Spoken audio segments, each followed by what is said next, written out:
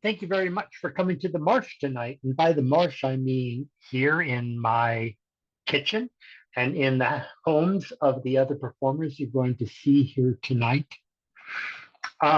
We've been getting together online on Tuesday evenings and trying to imagine uh, what words might be relevant to the moment we're living in and that you're living in. So what you're seeing today is new work. Some of it, I think, only a week old or so. We're so glad you're here to become part of this process and to be here as we try to unveil this little miracle that is new work. And without further ado, I want to introduce our first performer tonight, Lambeth Sterling.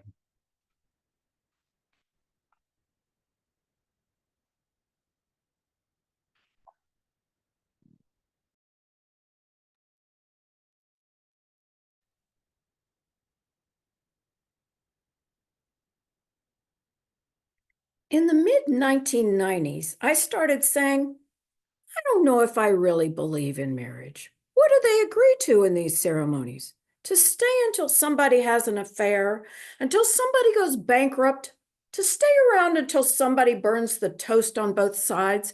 It took me years to learn to leave relationships. So at that time, what I was thinking about doing with my life was writing a book on how to stay single, with chapter headings: what to do if he proposes, what to do if he tries to set a date, what to do if you propose. If you think I was ambivalent about marriage, nope, never. I was absolutely clear that I wanted marriage, although I was trying to let that go. And I didn't want divorce. That's why I had turned down several proposals. I was also thinking to myself, 5 years ago, in 1989, the guy I call Prince Charming left a couple of months before our wedding. I've already done that, prepared for a large wedding, invited hundreds of people, bought the huge $80 Martha Stewart wedding book, planned everything down to the ivy for fidelity on the cake, paid for all 5 of the bridesmaids' dresses when the whole thing fell through, $834.50 at $30 per month. It took me over 5 years to pay him off. If you're trying to compute that, I didn't pay some months. I finally gave him to the Salvation Army because I couldn't sell him. I had chosen shiny green taffeta dresses that would cover everyone up because I didn't want my gorgeous nieces to completely outshine me. That made the dresses harder to sell.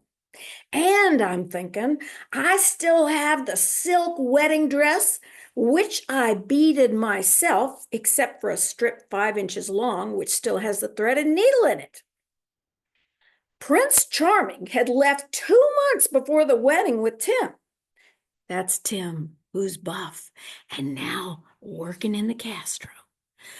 5 years after that debacle, in 1994, I now have a very smart new boyfriend. I like the PhDs, and his was from Stanford. He tells me he loves me every day. It doesn't hurt that he calls me sweetie in the morning and sugar dumpling at night. He burrows his face into my neck and wraps his legs around my waist. I wake up early and go to sleep late to listen to him breathe like a 6-month-old baby. I'd hauled Benjamin in to see my therapist. Lambeth, he is a wounded child. Aren't you aware of that? Damn, I thought, that's what I like about him. Benjamin and I had taken a trip to Hawaii. I had hoped he would ask me to marry him there. Of course, he didn't. One Sunday evening after we came back from Hawaii, we've just come in the house. He's standing in my white living room watching 60 Minutes. And he yells to me in the kitchen as I'm cooking the potatoes we always have on Sunday night. Do you want to spend the rest of your life with me?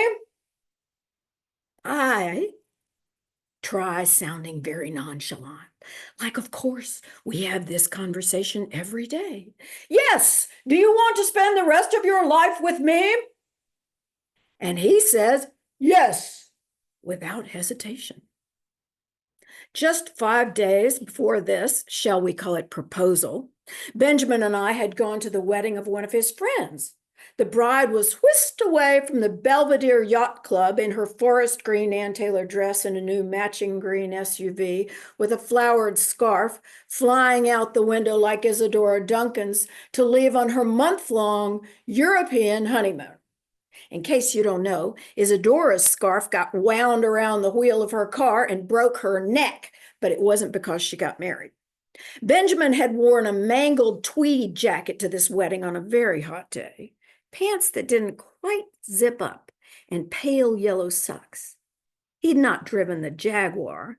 He had driven the orange car with the big dent, the one in which we'd spilled the gallon of white paint.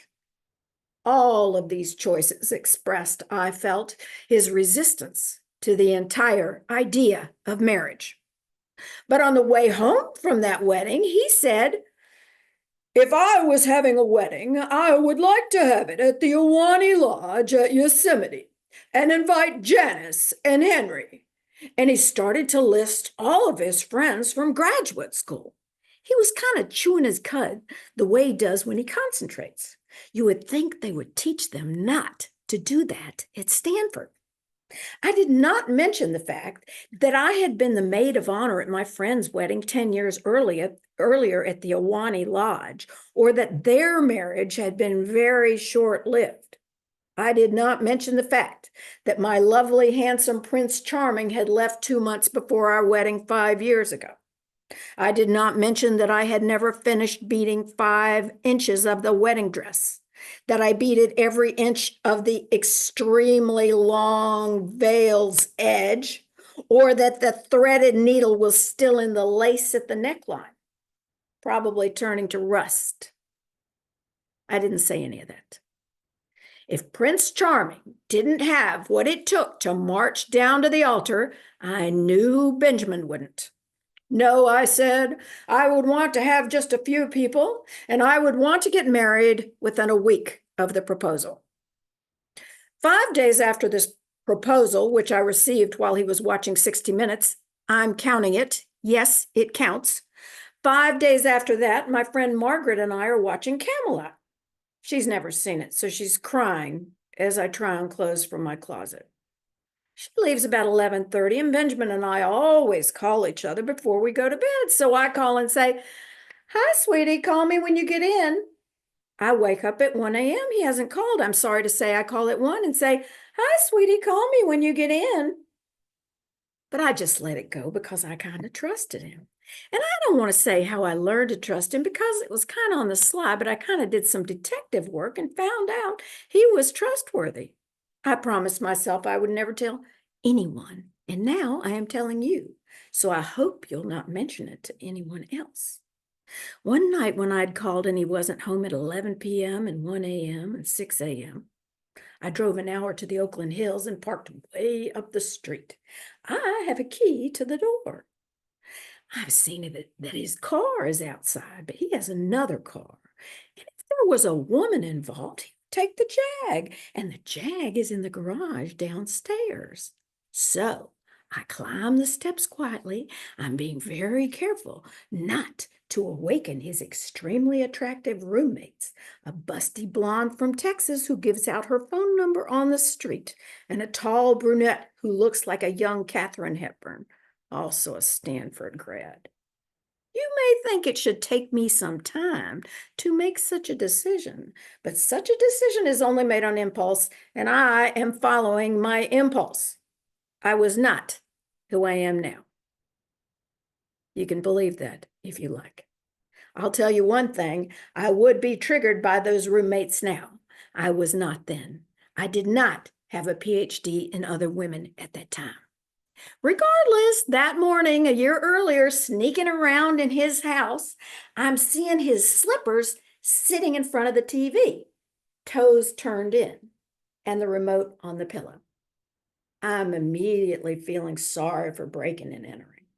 I'm thinking he probably stayed up until 1:30 and went to bed. But since I'm in the house, I'm thinking I might as well check to see if the Jag is here. I sneak around the corner, open the door, sneak into the garage. I can see the top of the Jag. I back out of the house very quietly, lock it, and creep down the stairs without waking the blonde or the brunette. So, this evening, a year later, when he doesn't pick up the phone at 11:30 p.m. and 1 a.m., it's pretty easy to just go back to sleep, except for the occasional moment when he sounds like Rush Limbaugh politically. We get along really well. I seldom discuss politics at this point, and I don't want to notice. I have what we could consider to be an attachment disorder. I want to attach like a barnacle or whatever crustacean attaches, and I don't want to let go. It's hard to find that warmth, and I don't want to let it go. There'd never been a fight, really, other than the time he came in after an event at 2 a.m. and I'd said too much, which had been followed by a lecture from his married friend who'd said, "I keep my husband on a long leash." Even the day we'd spilled a gallon of white paint in the back of his car, it was my paint, but he'd spilled it. The only thing he'd said was, "You're worried about getting paint all over the street." My condo association had just laid new asphalt, and I had paint all over the back of my car. I would later realize that some of the peacefulness in our relationship was due to his use of pot. So this morning, when he doesn't answer the phone, I know nothing is wrong. And I call at 8:30 a.m., but something in his voice sounds kind of funny. So I say, "Benjamin, are you seeing someone?" And he says, "Yes," without hesitation. You may think it should take time to make such a decision, to ask such a question. But again, such a decision is only made on impulse. And at that stage, I followed my impulses. It is usually my tongue that gets me in trouble, as you have undoubtedly noticed. As a male friend once said, "You have a light sword in your pocket. You have to be careful how you use it." I have spent much of my life trying to learn just that. This is Star Wars talk. My tongue a sword. It's not phallic. I'm Luke Skywalker, not Darth Vader. You can believe that too, if you like. Benjamin tries to tell me it was just a goodnight kiss. He tries to tell me that he got in at 1:30 a.m. But then he says, "Why don't you?" do something I'd never done with him sexually. And to this day, that phrase runs across my mind. And I take it to mean that that night, this other woman did just that. Then he says, "And you always do it the same way." I fire back around myself. "That's because you don't do it right." Pot makes it a lot easier to lollygag along and not communicate about anything until someone is willing to do something sexually one evening that one's partner has never done before in a car. At this point, Benjamin and I have been dating for a year and a half. Within weeks of whatever this woman did with Benjamin in that car, my boss of 5 years committed suicide in his Mercedes in his garage. This multiplied the sense of loss. Someone at work pointed out that my insurance would pay for a psychiatrist, and I got Dr. Brock, whom I call Dr. Rock. I adored him, but he was old and he often just fell asleep during my sessions, so I tried to keep it lively. One of the first things Dr. Rock said to me was, "The first order of business is to get you a husband." This was the opposite of what I'd been learning in my program before Benjamin, to stand on my own 2 feet and be happy. I'd been feeling remarkably free alone. I don't have time to talk about that. It wasn't that great. I mean, window shopping in Marin. I go to the movies by myself and sit through them twice. I'm quite willing to go along with Dr. Rock's ideas. He's not as enlightened as my program, but hey, he's singing the tune 85% of my personality still wants to hear. Dr. Rock prescribed 2 antidepressants. This followed the step in my program in which I had handed my life and my will over to God as I understand God. Every time I have worked that step rigorously, I have landed in front of a shrink who is offering me antidepressants. It was very clear to me immediately that God wanted me to see a shrink and that God thought I was depressed. God is smart. For a while, my teeth hurt and my hair was falling out. I could see my long dark hair all over the white carpet. I called the dentist and said, "Are you sure my teeth won't fall out?" He said, "Let me do some research and get back to you." He calls back and says, "I'm sure they won't fall out. At least I don't think they will."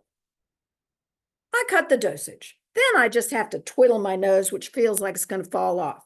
Dr. Rock and I spent a lot of time talking about the breakup. It had only been a few weeks. Dr. Rock said, "Maybe Benjamin spooked himself just thinking about marriage." I never cried around Dr. Rock because he said, "It is ridiculous to be nostalgic over someone who has treated you so shabbily." Around this time, my sister called and said, "When is it going to be over?" Meaning the grief. She's a therapist, but she's not that good with pain. She's just taken a class in past life regression, so she leads me through a past life regression in which I spontaneously see myself as a 4-year-old little girl playing on a dirt street next to our dirt-floored hut in a poverty-stricken country. Later, my mother, who's also my mother in this life, was staring out the window, pining over my father, who has left, as I die as a 4-year-old in her arms. "Oh," I said, "I'm just reacting to that lifetime in which my mother was not there for me, much like this lifetime." I ran to Oakland to see Benjamin. He'd told me he thought that I was coming over to scream at him. Dr. Rock says in our next session, "You're the kind of person who will cuddle with someone who has betrayed you." Or did he say has just betrayed you? Because is it okay to cuddle with someone a few weeks after they betray you? I don't know what to think about Dr. Rock at this point. So many contradictory messages. What he said would mean I didn't have to pretzel myself for men. My sister was always saying, "Love, love, love. The most important thing is love." She's a therapist, doesn't believe in boundaries, but a therapist. She's always singing that tune 85% of my personality wants to hear, the part that would rather go back over to his house. The truth is, I knew I'd rather pretzel myself than lose this guy, but that pretzeling will eventually make me angry. Then comes the light sword. Anyway, 10 days after the 2 antidepressants kicked in, I'm thinking on the way to work, this is happiness. I have never felt this before. This is what that guy I was dating in college was talking about. The depression and the unhappiness. Wow. My boss had felt like family when he died, so it was really depressing. Having said that, one Christmas he said, "I bought you a Christmas gift, but I ate it." To be clear, not everyone has a Southern accent. Within 2 weeks of starting the antidepressants, I had a new job that paid me 1/3 more than I was making downtown. A combination of Paxil and Trazodone helped me get out of that job I'd been in for 6 years and into a high-tech environment. Benjamin called me at work 6 months after we broke up, right after I got that new job. He said, "Do you want to talk?" I said, "Do you want to be monogamous?" To which he replied, "I don't know." I said, "Then I'm not interested," and hung up. Dr. Rock said, Next time, don't blow the man out of the water. What? I thought he said Benjamin had treated me shabbily. This is very confusing. I don't know who to believe. On top of all this, I confronted a few executives after my boss died, and I had done it very poorly. No time to go into it. But I took no responsibility for myself, and I figured I couldn't afford to be that confrontational. So I stopped taking the Paxil. I asked myself what made Benjamin the person I wanted to rivet myself to for the rest of my life. He reminded me of the king in The King and I. It was so easy to see through his posturing, especially with his feet turned in like that. He even ran up the stairs with his feet turned in, those green frog-like shoes that professors think are so attractive. He was so fractured inside and couldn't see beyond his own nose, which was always turned up. But for me, it was easy to see the child in him.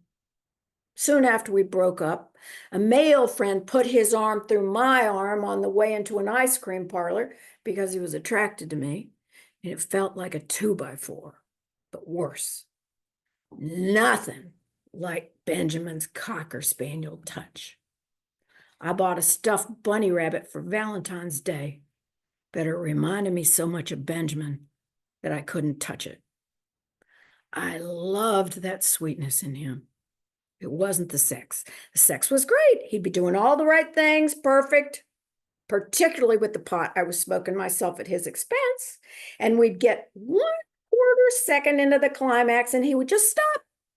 Like, I'm tired. I'm going to the lab now. And I would say, Benjamin, keep going. I never did get that handled.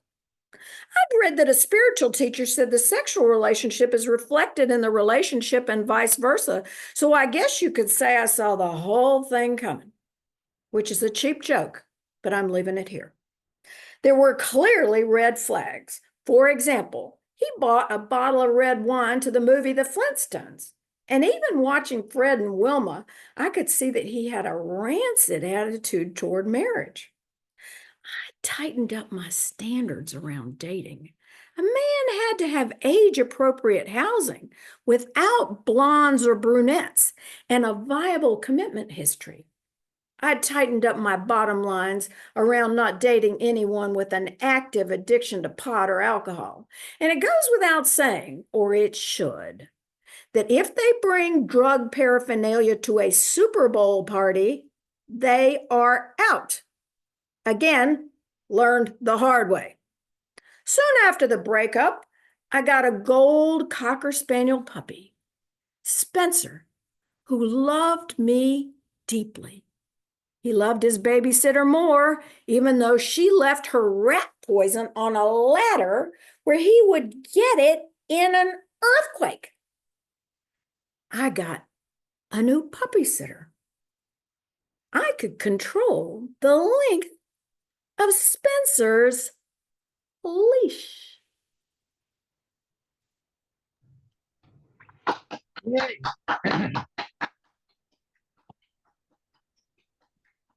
Yay. Yay.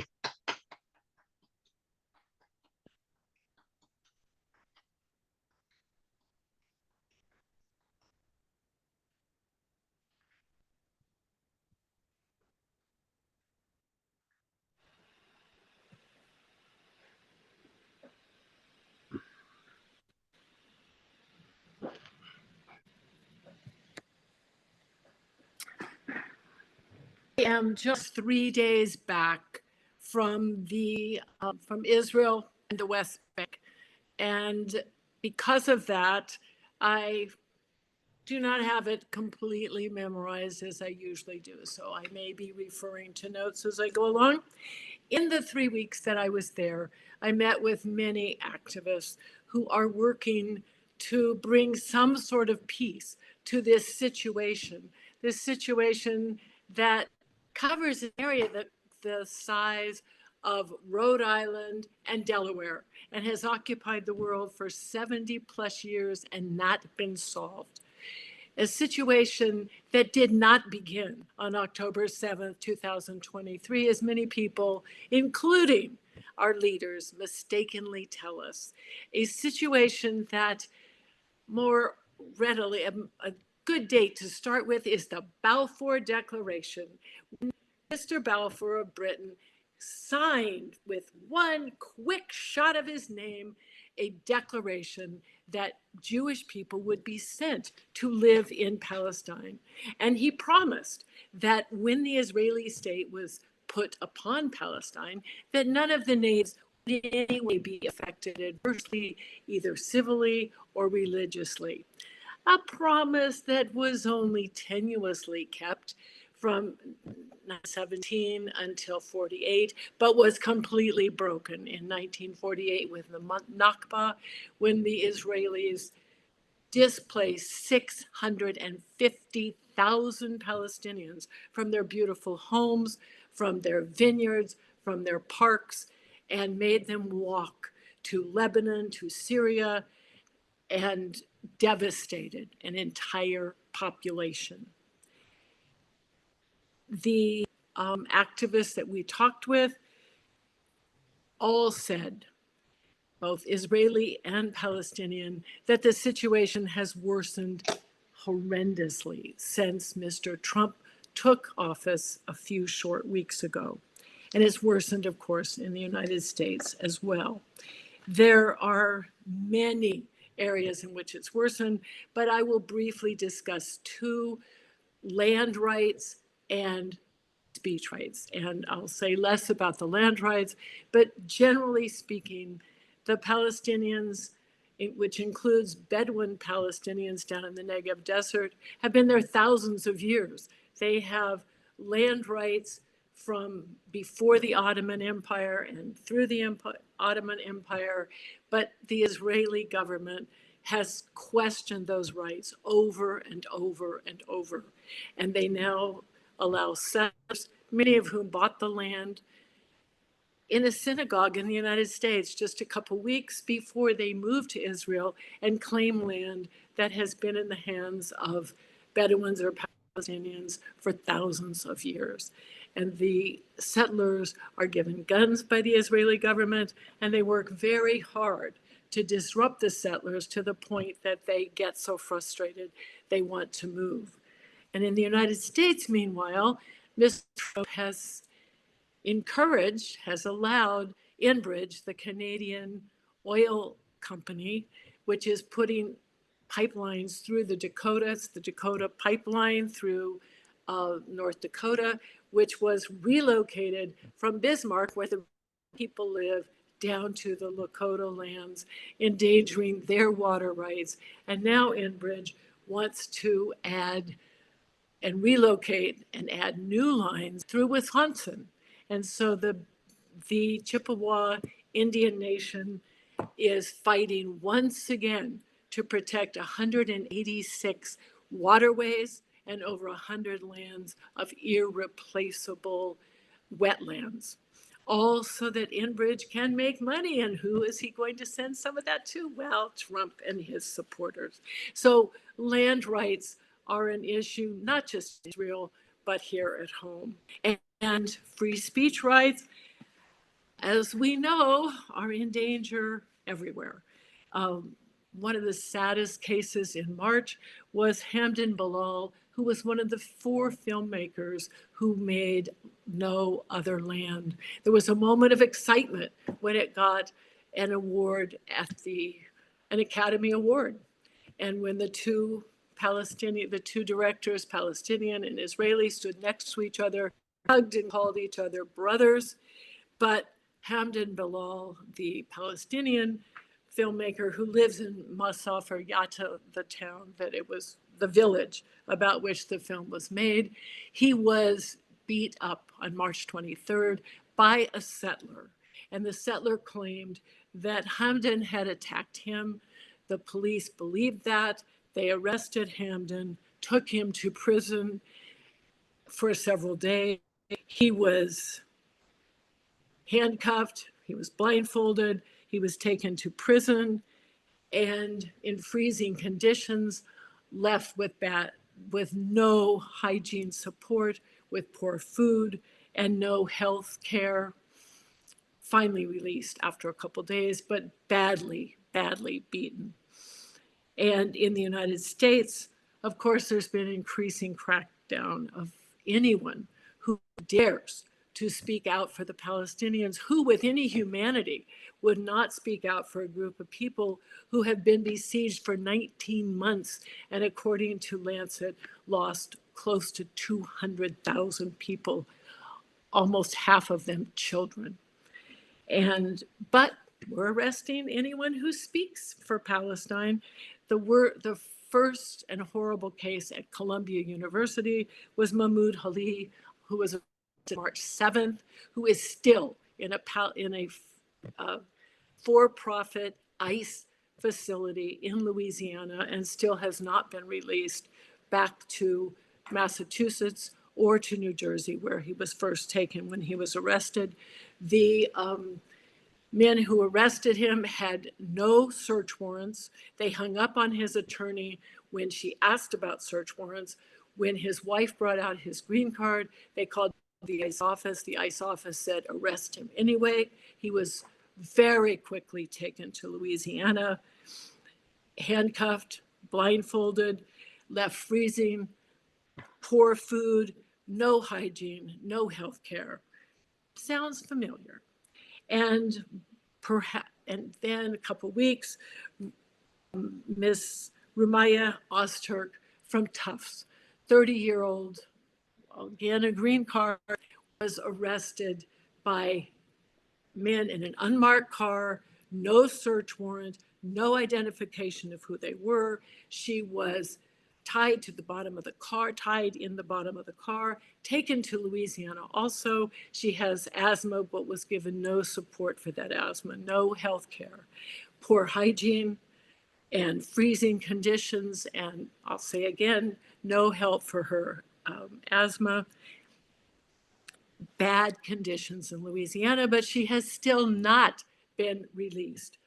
Mr. Trump and ICE are defying court orders to release both of these people back to their venue, the venue from which they were arrested. And all of this furor is being fueled by fundamentalism that comes in three versions. The Jewish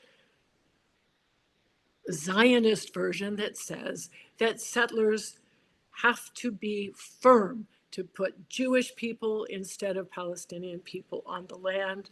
The fundamentalist Christians who are in total support of anything Israel does, no matter how violent, and who are believing that the Old Testament says that Palestinians are Amalekites. The land is Samaria and Judea, erasing thousands of years of history, ignoring the fact that there are Palestinian Christians and Palestinian Jews, as well as Palestinian Muslims. And of course, fundamentalist Muslims who do believe that all Christians and all Jews should be killed, and who is making the best they can of these very angry fundamentalist faiths. Of course, it's a loop that is supported by Netanyahu and Trump, that they profit from such, and they're supported by such violent believers, and are feeding into the possibility that Armageddon will come if only they do more violence to Palestinians and to anyone who supports Palestinians. This angry God religion is not any of the faith with which I was raised. Both of my parents subscribed to the golden rule that is part of all three faiths, that you love your God and love your neighbor as yourself. And that's what I was taught. And they were kind people who lived that in their daily life, supporting people as they could. In my childhood, God was, of course, male. There was no talk that God might be female. So I have to see that, I've thought more and more about it, that my dad, who was such a loving person, was a lot the image that I had of God, a kind, generous, beloved God. So when my father fell deeper and deeper into Parkinson's while I was in college, it was most devastating to see this person who had been such a happy image for me, to see him sinking into the nothingness that is Parkinson's, that you shake, that you're not able to control what you do. And when I was 26, so my father 58, just after a couple years after I graduated from college, and it had worsened to where his doctor convinced him to sign himself into Scripps Medical Center down La Jolla, hours from where we lived. And because he was so despairing with that Parkinson's. And one weekend, Mom and I went to visit him, and Mom was on one side of me and Dad on the other. And the doctor was saying, you cannot release him. You have to keep him here. He wants to kill himself. And my father was on the other side from the doctor saying, you've got to get me out of here. This is killing me. I cannot stay here. You've got to get me out of here. And my parents were both looking at me as their only child, like, what do we do? And because my parents had both, but especially my dad, had just believed in free will and free speech, which is part of why I am so activated at the attacks on free speech in our current administration, that there's no way I could see leaving my father in this horrible little room at Scripps, even though the doctor kept saying, if you release your father, you're taking his life in your hands. He wants to kill himself. I listened to my dad's pleas, and I said, yes, we should take him home. 3 months later, my father did commit suicide.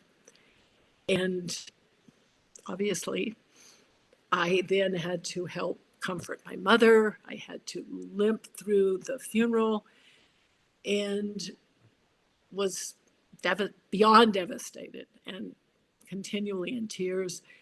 But 6 days after the funeral, I had a dream. And in the dream, my father was standing at this beautiful hilltop restaurant in Los Angeles, holding open the door and standing at the door as if to invite me in for a feast in this beautiful restaurant. And he looked at me and said, I bet you thought I was dead. And I was like, well, we had that funeral last week. Yeah, got to think you're dead. And as I woke, there was this white figure moving at the base of the bed. And of course, I knew it was my father. I said, it's my father. My husband of the time, no longer my husband, was a total non-believer in anything. But he turned on all the lights in the condo, every light. He walked around and said, see, there's nobody here. And I was like, well, there was. Sorry to tell you, there was. And it was my father saying, I bet you thought I was dead. It was the most comforting thing that possibly could have come to me at that time of sorrow. And 9 years later, when my mother was dying, 2 days before she died, I had a dream that my father was in this bright red, racy sports car out in the lively waves of the ocean, just sitting there saying, I'm here to get your mother and to take her home with me to a happier place. And 2 days after my mother died, one of the women who I had hired through her illness, a caretaker part of the time, called me and said, Nancy, your mother died, didn't she? She said, last night I had a dream that Leela came to me and said, Anna, I got well. See, I'm young again. I got well. Even now, in the horrible despair I feel in the world around me, and how often I say, just as a Palestinian activist said to us while I was in Jerusalem, he said, I'm hemorrhaging. every day. It's like I'm bleeding within. And that's exactly how I feel. But in spite of all that despair, I do hold to those wonderful words that my father said. And I hold to that image of him taking my mother away in a beautiful car to a happier place. And I believe that for comfort, for life, we can hold the images within of people who we knew personally, people who are our personal dead. But I think we can also hold the image of dead people who we only know remotely. And in this current case, to me, the ones I have followed the most horrendously the last 19 months are the hundreds of thousands of Palestinians dead, particularly the precious children, the teachers, the journalists, the doctors, the artists. And I think we can carry an image of all of them within. And each and every one of those precious human beings crying out to us and saying, I bet you thought I was dead.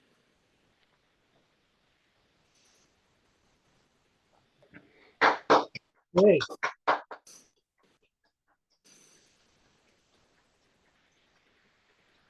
hey.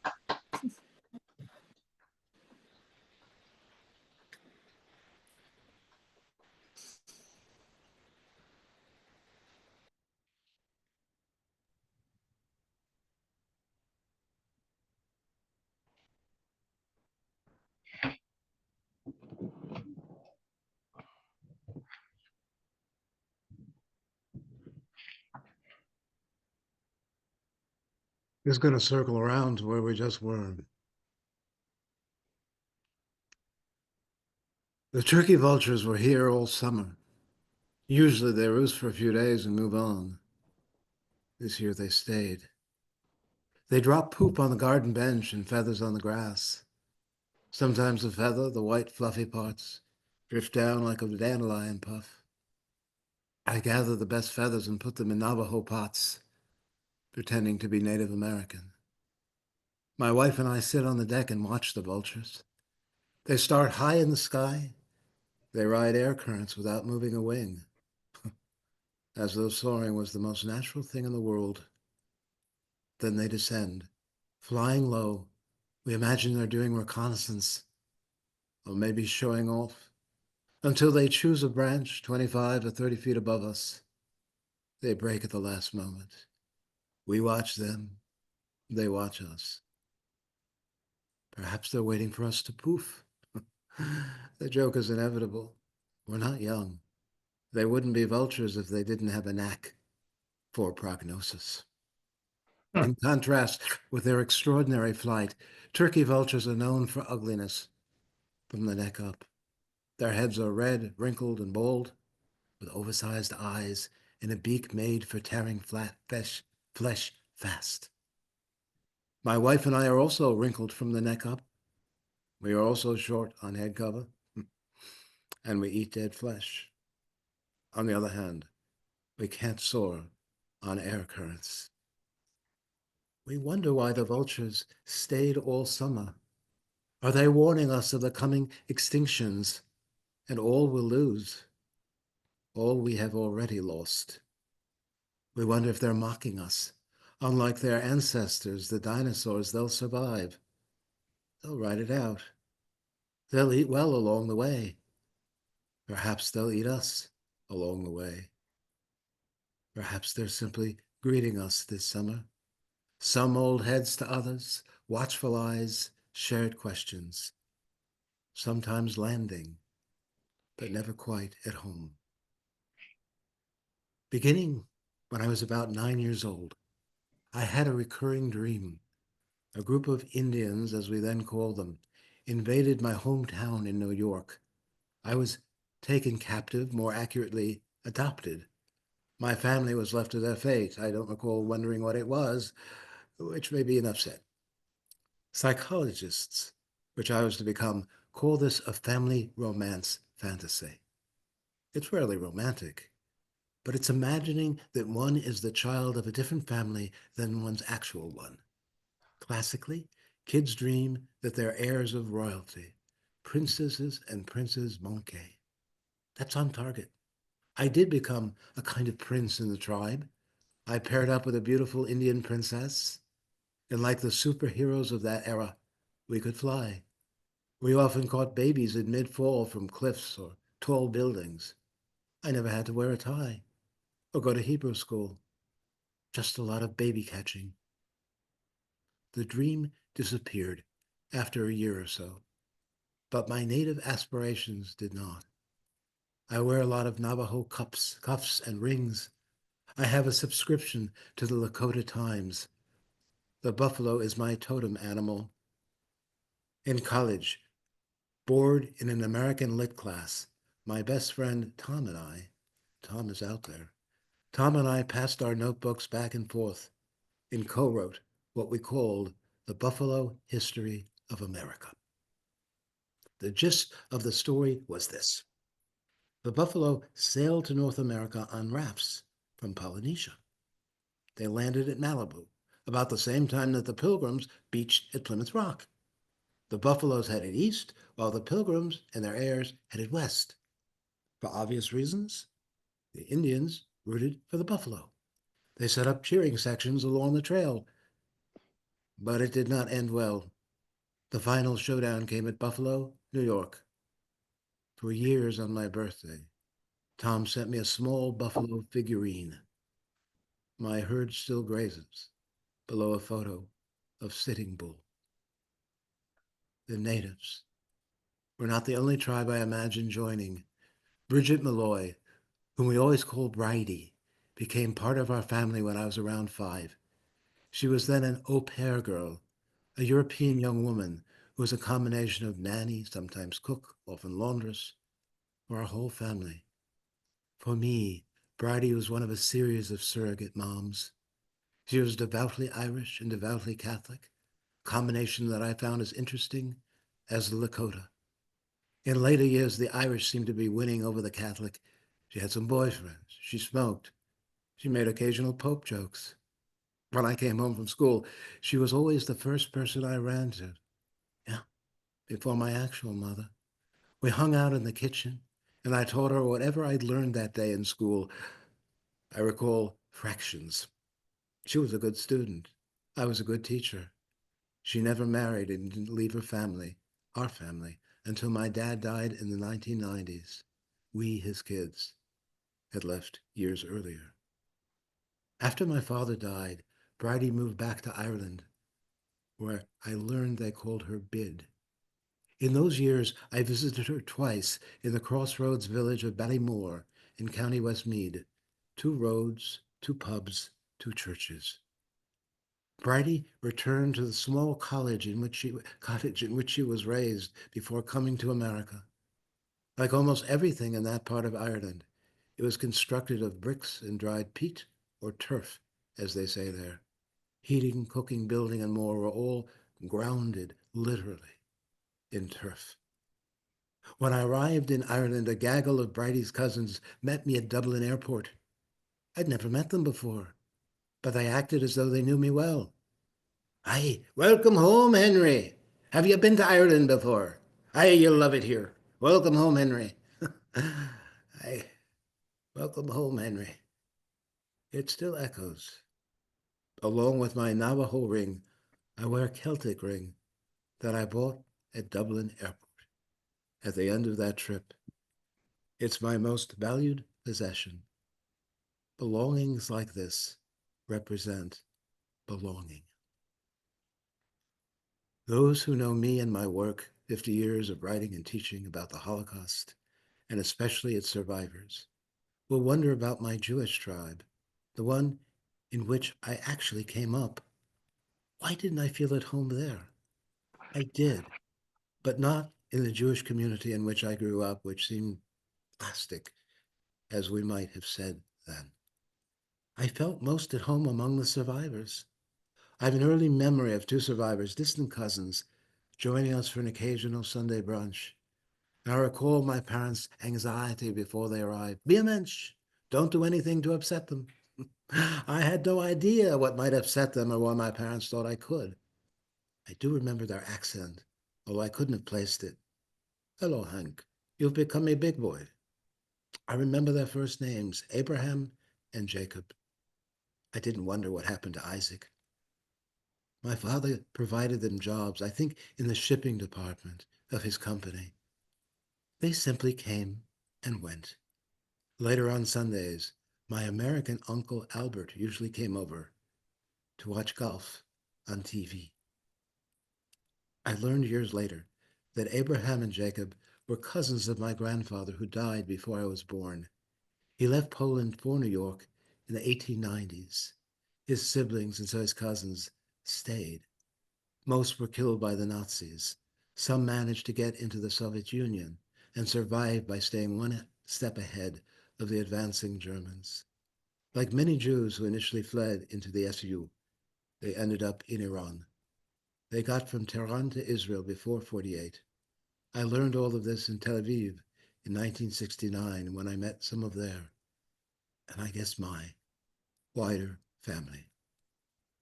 Their story stayed with me, but it wasn't until a few years later that my involvement with survivors really began. The year after college graduation, I became a research assistant for a psychologist whose work focused on what was called moral development. It was not a comparative assessment of righteousness. Rather, he studied how people reasoned about fairness, moral responsibility, that kind of thing. The method was to present subjects with a series of made-up moral dilemmas. For example, should Mr. X steal a drug otherwise unavailable if it would save Mrs. X? And see how people puzzled them out. Armed with a packet of such dilemmas, my main job was to make house calls all over Boston to interview people about these dilemmas. It was a great gig. One of the people I interviewed in 71 turned out to be a Holocaust survivor. Shortly into the dilemma of Mr. and Mrs. X, he asked me, "So, do you want to hear some real moral dilemmas?" "Sure," I said. He talked about starving prisoners stealing bread from other starving prisoners and what other prisoners should do about it if they had power to do anything. Not many did it. Not many stole, he told me. It was not the rule of the jungle. But you did have to hide your bread from those who did. And sometimes we found ways to take care of them. He didn't tell me what that was. He also recalled his choice to stay with his family in the ghetto, rather than try to escape to join the partisans, the armed resistance in the forest. My family thought I had a better chance with the partisans if I could make it out of the ghetto. They wanted me to go, but I chose to stay with them. We ended in Auschwitz. Only I survived. And so it went. What would have been a 2-hour research interview became a 10-hour conversation. He also told me that I was the first American, meaning born in the US, with whom he'd spoken about any of this. I'd hear that many times in the coming years. I was initially amazed that a quarter century after the war, so many survivors had remained silent, except typically with other survivors. More than one survivor I got to know then recalled the lyric, "When you laugh, the whole world laughs with you. And when you cry alone." And they usually concluded, and that's exactly what we did. So why did the guy I interviewed in 71 choose to talk with me? I think the truest answer is the least dramatic. He chose to talk about it because he wanted to, and because I seemed to want to hear, which was true. Like the mountain, we spoke because it was there. Ruth Kluger, a well-known survivor, remembered, "I used to think that after the war I'd have something of interest and significance to tell, a contribution. But people didn't want to hear about it, or if they did listen, it was in a certain pose, an attitude assumed for this special occasion. It was not as partners in a conversation." What could be more simple, more everyday than being partners in a conversation. And yet, with Holocaust survivors, as with others going through what terrifies us, like devastating illness, it's not every day simple at all. What should we say? What should we ask? How should we respond? We twist ourselves into knots. We assume poses, as though for special occasions. Or we just don't show up. Don't do anything to upset them, said my parents about my cousins. This was well meant. In those days, survivors were generally viewed as fragile, haunted, damaged goods. In later years, survivors became semi-celebrities, heroes of resilience and resistance, and the triumph of the human spirit. How much actually changed? Pedestals quarantined as readily as consulting rooms.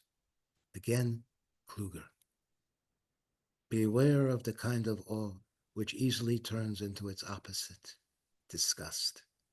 We like to keep the objects of both emotions at arm's length, an instinctive revulsion. Revulsion may be overdoing it. Cooties probably doesn't. None of this means that real conversation is easy for either partner. Augie, the survivor with whom I was closest, used to say, after our meetings, she'd often have nightmares. And then she'd say, so let's get started. I learned that the unbearable, quote unquote, is relative. It depends on what we choose to bear, when, and with whom. For Augie, having our conversations was worth the nightmares they provoked. For me, it was different. Looking back, I realize now I was cushioned by full security. Sitting at a kitchen table in a nice house in a nice suburban neighborhood, talking with a survivor who had also become a friend. The full implications of what they were told only partly got inside. I don't want to overstate it. I wouldn't have studied and taught the Holocaust at all if I didn't know that the worst can happen, that hell on earth is real. I knew it. But as they say, there's knowing and there's knowing. My conversations with survivors were genuine. But words are words, visceral understanding. When what was then begins to collapse into what is now, is something else. Only in recent months, as the country I took for granted began to be taken apart, piece by piece, another threat, another outrage, another targeted and untargeted cruelty, that the past I thought and studied all my life, shadowed, became part of my own presence. Uncanny, surreal, the return of the not repressed. The past is never dead. It's not even past. I could read that in Faulkner. I did not really believe it. I do now. The other day, I was in a medical waiting room. I forgot my phone and went old school instead. I began to read a book, Joshua Sobel's play Ghetto, which I'd read many times. But this was different. The apprehension, not knowing what hellish thing was going to happen next, got to me. For the first time, I couldn't read a Holocaust account. I put the book down. I wished I'd brought my phone. The turkey vultures were here all summer. Usually, they roost for a few days and move on. This year they stayed, soaring above our wasted and wasting planet, our corrupted and pillaged country. Perhaps they are also looking for a different tribe, a different home.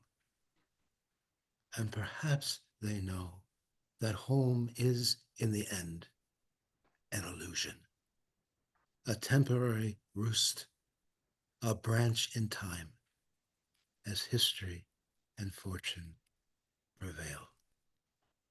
Perhaps they dream as I once did, but now they have awoken. And it is in that wakening that we become family, after all.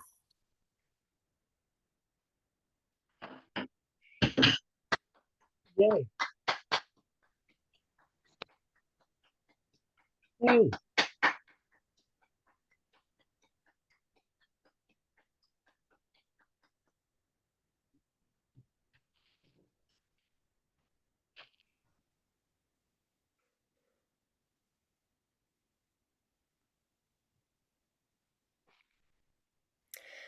This story begins with a letter.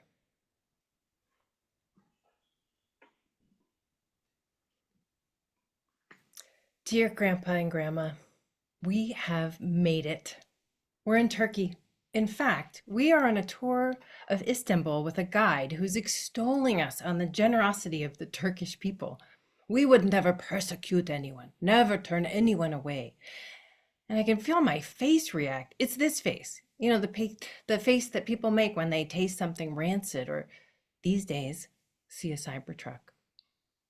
I feel your presence with me in these moments, so I try to keep myself neutral. So, depending on who I tell, their understanding of this situation predicts their reaction. Most people have only known Turkey as a vacation destination, right? So they get excited to tell me about their experiences. And I feel this kind of like burden of apology. Like, sorry, man, I have to burst your bubble. These people murdered my family. Am I Inigo Montoya? You killed my father. Prepare to die. And this is a struggle, right? Like, how much do I tell you about my past? Like, so many countries have dark pasts, including the US, and it actually serves them in some way to move forward as if it never happened and not teach history. And it's annoying that I also understand that aspect. But this trip is not just some vacation. It's a political act, and that sounds like hyperbole, but it's true. I'm here for my grandparents, to come back, to take up space in their homeland, partly for the sake of the fact that they could never return. So I try to fix my face, fascinated, stoic even. Yes. Grandpa, I'm keeping our identity as Armenians secret, as you kind of taught us to do. It seems, unfortunately, unnecessary now. We are erased, forgotten. The story is altered, the stitching is ripped out, and even the direction of the fabric has changed. The boys, my two sons, their ages 15 and 17, definitely caught the face. They are astute observers, but they also know our story. They know why we're here and why we're undercover in Turkey.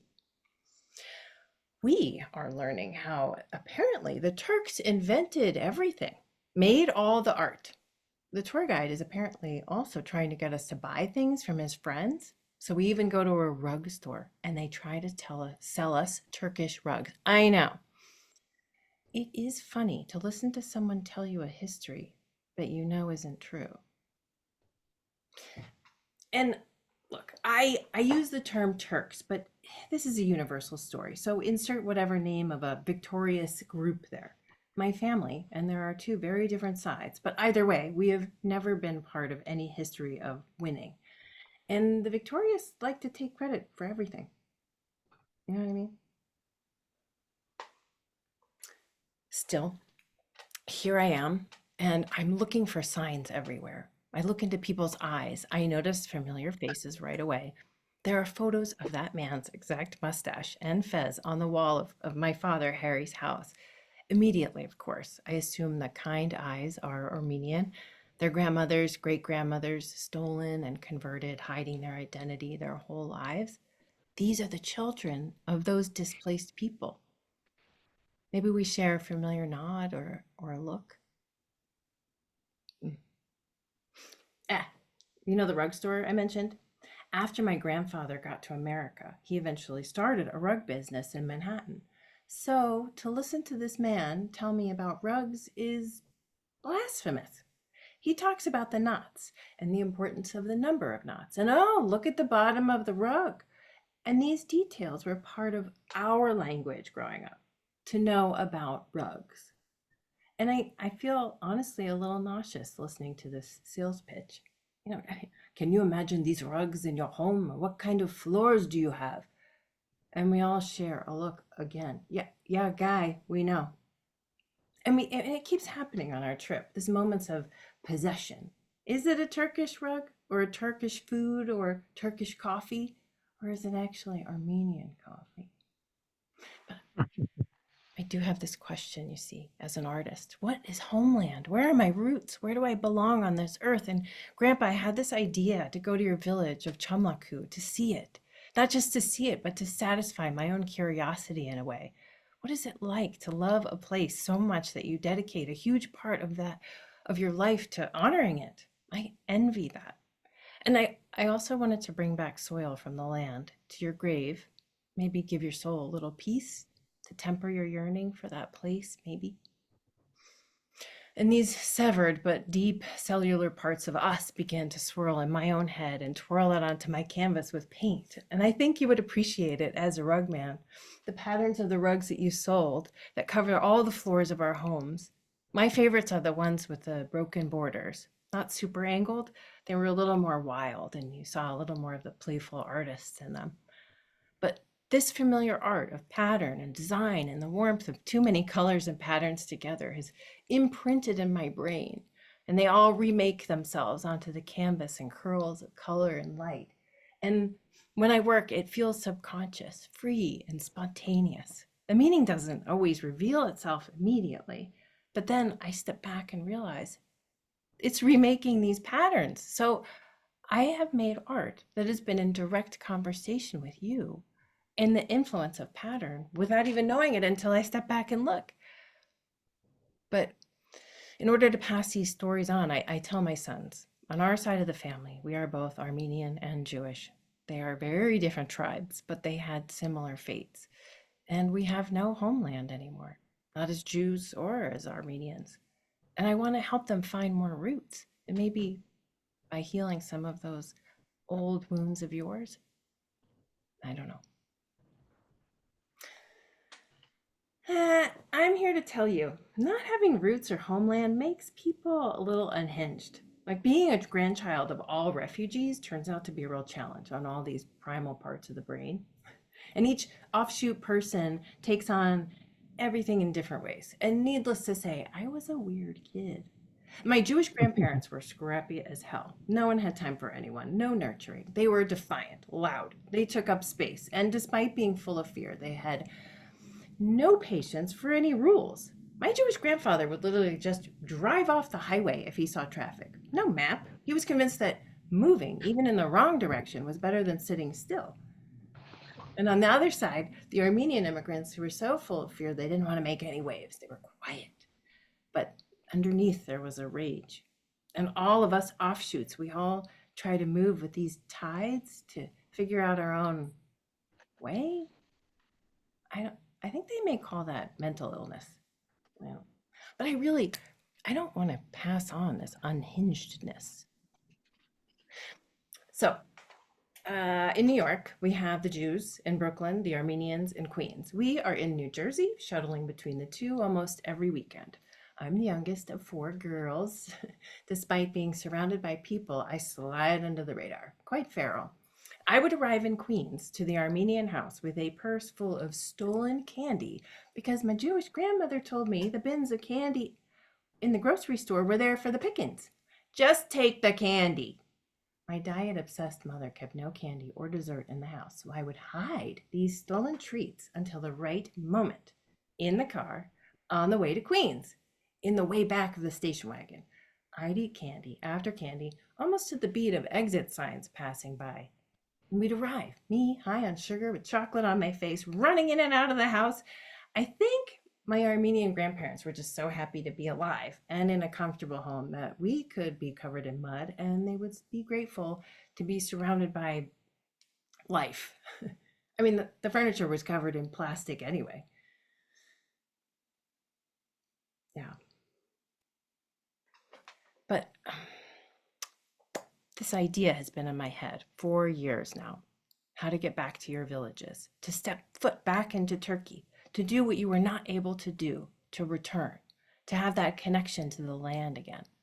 And I did feel a glimpse of it in Jerusalem, not just because of the Jewish side of the family, but yours too. I was there for a friend's wedding, and walking the ancient streets, I felt like my bones were familiar there. Comfort and the familiar faces for the first time. And I wanted to find that again. But here in Turkey, we're just tourists now. I'm not a confrontational person. Hiding is in my DNA. You'd be proud of how we assimilate.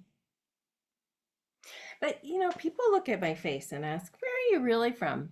And I have to explain, I'm Armenian from Turkey and Jewish from what is now the Ukraine. And, oh, you're from Armenia. No, I'm from Turkey. Oh, so your family's there? No. And I have to explain some history to you. They were forced out in 1915 by the new Turkish government, and they worked to exterminate the Armenians in Turkey in order to achieve a singular Turkish identity, and at least 1 million people died. Marched off the land. Oh, and the government denies this ever happened. I love Turkey. I went there on vacation. We were on a boat. Grandpa, I don't know what to say to this. We have a complicated relationship to it. We also wish we could be free and love enthusiastically. But they murdered our family. And this was our family's home for thousands of years. How long do we keep bringing up the past, even if it makes people annoyed and uncomfortable? Anyway, so my grandfather's family were force marched out of their village for hundreds of miles, packed on a train, marched again. My grandfather, exhausted, starving. One of his brothers died in his arms. I know. And the other on the road. They also watched their father die in the desert on the way to Syria. And when they arrived in Syria, his mother and sisters convinced an orphanage to take them all in, exchanging work for beds and caring for the sick and dying children. And across the Black Sea, almost at the same time, this is happening to my Jewish relatives in the Ukraine. They were escaping the pogroms there. A pogrom is where they round up and kill Jews, or really anyone they deemed as different. So my heritage is based on being rejected and ejected, genocide and Holocaust on both sides. I met a woman at a party once. The subject of where are you from, of course, came up. And when she announced she was from Turkey, I excitedly say, oh, me too, but I'm Armenian. And she looked at me and rolled her eyes. Ugh, you Armenians really have to get over this whole genocide thing.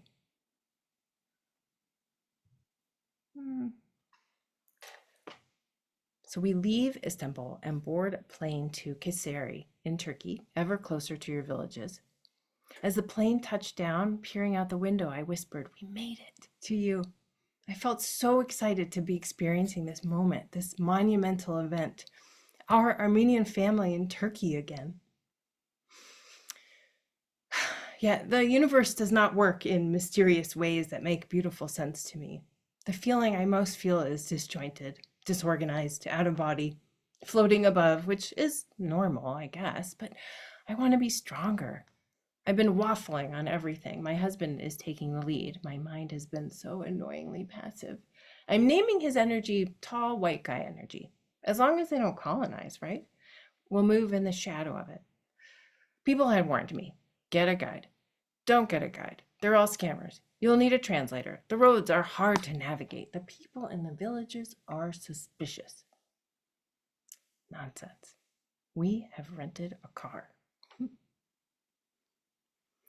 So yeah, I grew up in both New Jersey and New York City from the early 70s through the 2000s. Quick to respond, head on a swivel, always looking for danger. My husband, he grew up in upstate New York. Peaceful woods and birds. I literally fished for garbage in a local pond. I called it can fishing. He fished for fish. So you would think I would then be brave in these situations, but I'm not. Country boy doesn't hesitate in these moments. He strides ahead. Grandpa, you'd be happy to know no more tour guides. Now it's us on our own. My husband's family calls him the cruise director, and in these moments, I have signed up for the day's events. First stop are these ancient homes that you lived near. They call them now open-air museums. We discover the domiciles and churches carved in the ash and lava-formed rock. The rock looks like the wet sand drip spires the boys would make at the beach, and it stretches for miles. And here we are. I see it. I see it. I want to share it with you. The vista stretches flat with these spires popping up. In the stories you and your siblings would tell us, there were caves to explore, to sleep and hide in, and I could never quite picture that. Caves everywhere. I had no reference point, but seeing these peaks with carved cells in the soft rock over and over throughout the landscape, it all made sense. We climb around in freedom, in and out of these caves, and the boys scrambling in one opening and out the other, and you hear, check this out, and sick. Their excited voices come from within. They notice little details I miss, like a roadway sign riddled with bullets, the grindstones for making flour, the cats peeping out. And I can see the hands that carved these walls. The kitchens are obvious. The walls are black with soot, with fire for cooking, from the fires from cooking, and many shelves where I imagine herbs and fruits and meats were dried and stored. And in some, there were faint paintings, circles with designs, crosses painted with red ochre. And you can see the designs like rug patterns on the wall. Over those, you can see intricate frescoes made by the small Christian communities that live there, and then the obvious gashes to try and wipe them away. So they were carving small churches into the rock, and these delicate, detailed frescoes were in every group of cave dwelling. We even saw one from the road.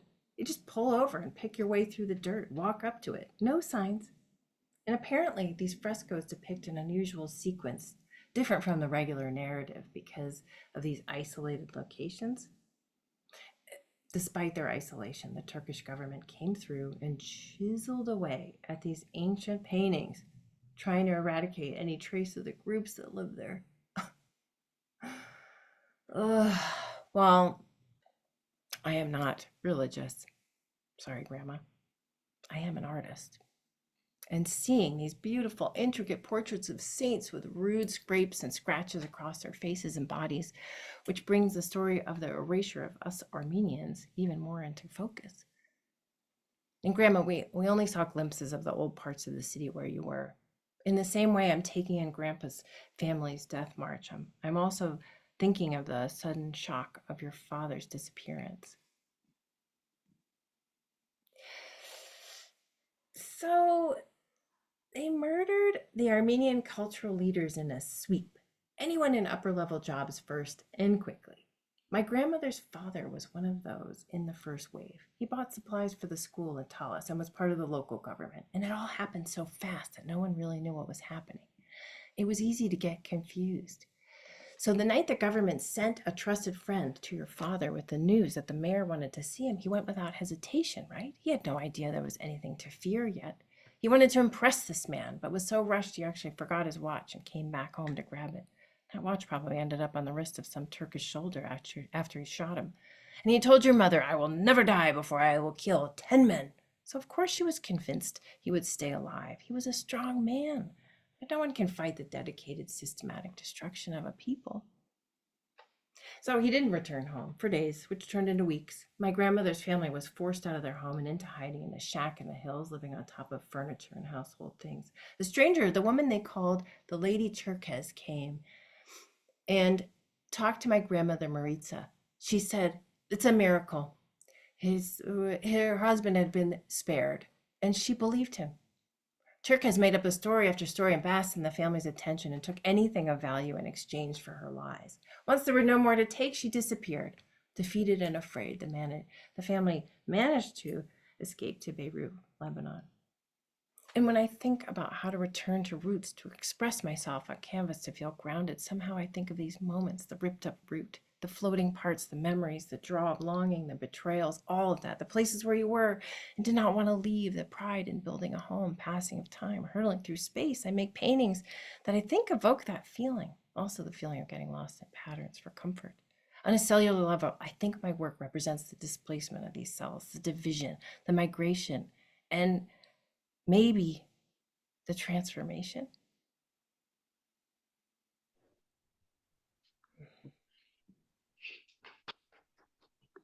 Hey,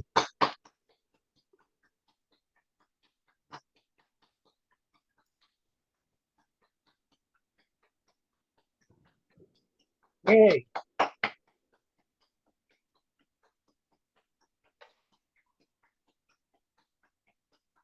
hey.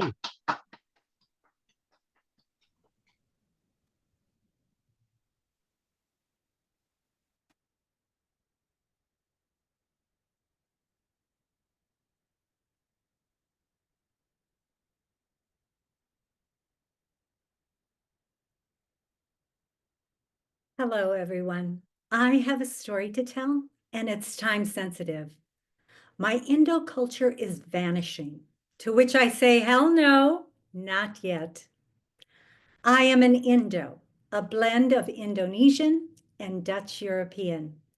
My story begins in Indonesia, a plethora of lush tropical islands hugging the equator. A long time ago, back in the 1600s, a whole bunch of Dutch dudes, some as drunk as skunks, got on ships and sailed from their little country in the northern part of Europe, the Netherlands, down to these lush tropical islands in search for cloves and nutmeg, spices that would make them rich. They proudly planted a flag for their king and called the islands the Dutch East Indies. According to the history books, these guys got lonely in paradise and they snuggled up with indigenous women who became wives or concubines or slaves. And soon the islands were sprawling with little Indos. One of those guys was my great-great, throw in another great-grandfather. And that is my Indo origin story. Now this is my Indo vanishing story. More than 300 years later, a bloody revolution after World War II. Indonesia said, we've had enough. No more stealing our land and our people. Get the hell out of here. And the Dutch people were sent back to their little country in the northern part of Europe, the Netherlands. Party over. But Indos mixed with Indonesian and Dutch blood were caught in the middle, too white for Indonesia and too brown for the Netherlands. Indos were scattered all over the world, everywhere but home. Our home is here. My Indo family fled Indonesia right after my birth. I was too young to ask why. And by the time I was old enough to ask why, no one in my family would speak about the past.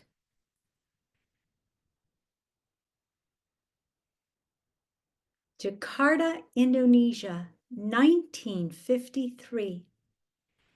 My papa has one goal, to get us safely to America. I named you Jane because someday you are going to be an American. Jane the American. It is Papa's dream. Papa loves America, but it's the 1950s and America does not love Asians. Papa's first request for a visa, denied. Refugee quota full. Papa's second request for a visa, denied. And it went on like this until finally we had no other choice but to wait in the Netherlands. And Papa really didn't want to go to the Netherlands because back then, you know who else didn't love Asians? Dutch people. The Hague, the Netherlands, 1958. Every morning, Mama and I ride her bicycle to the market on the Betje Wolfstraat. Atoetjie ik ga dood van de koud. It is frickin' cold in the Netherlands, and my tropical island Mama says that she is freezing to death. She lifts me up into the wicker basket in the front handlebars of her bicycle. Ayo, houvast. I hold on tight. Oh, my teeth hurt bibbering in the cold. Bouncing over the cobblestone streets, we pass an old windmill. A fishwife screeches loudly from her cart that reeks of smelly fish, and the fisherman grabs a raw herring from his slimy bucket and he chops its head off with a rusty blade, and then he sticks the whole thing in his gaping mouth. Ah, ugh. I like going to the market, but Mama, Baruch, she doesn't. Mama buys a few slices of meat, some vegetables, and fresh garlic, bawang putih. For nasi goreng, fried rice. The real Dutch people at the market whisper, Indo stink, knoflook. That's how they say garlic, but we say bawang putih. Ooh, Mama really hates it when she hears the people at the market whisper, Zwarte pinda, zwarte pinda, it's black peanut. Mama keeps her head down in her old wool coat and her babushka scarf are not enough to make her invisible. She picks up the pace and I run to keep up. We flee the market, past the canals that line every street. Mama's bicycle is now skimming over those cobblestones, her pedal power fueled by shame. Mama's not feeling the cold anymore. She takes her satchel when we rush into the apartment, tosses it on the counter, and then she vanishes into the bedroom. I hide under my blanket so I don't have to hear her cry.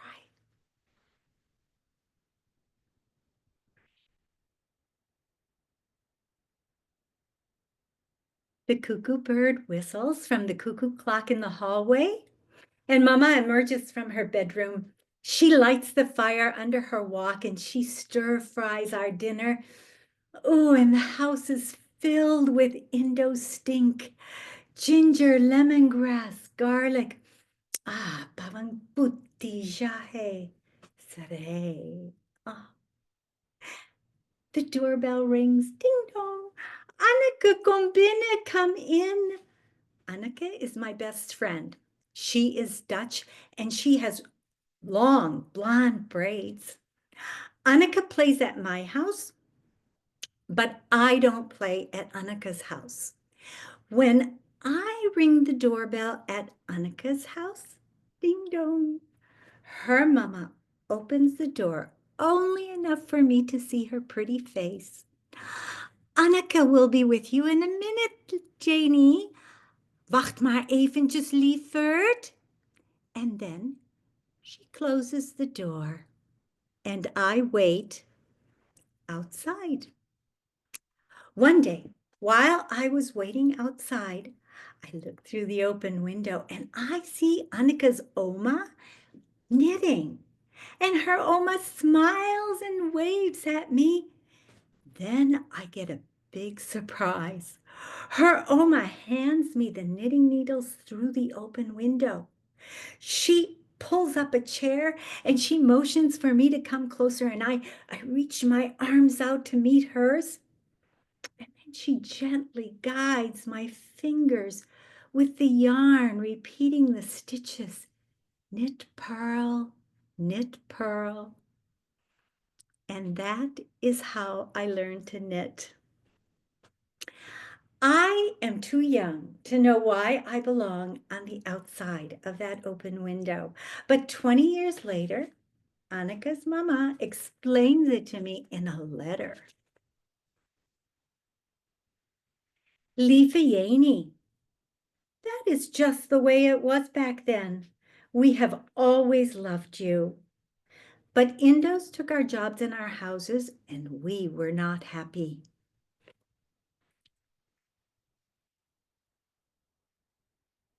Summer 1960, the big moment that we have been waiting for since before my birth, finally arrives.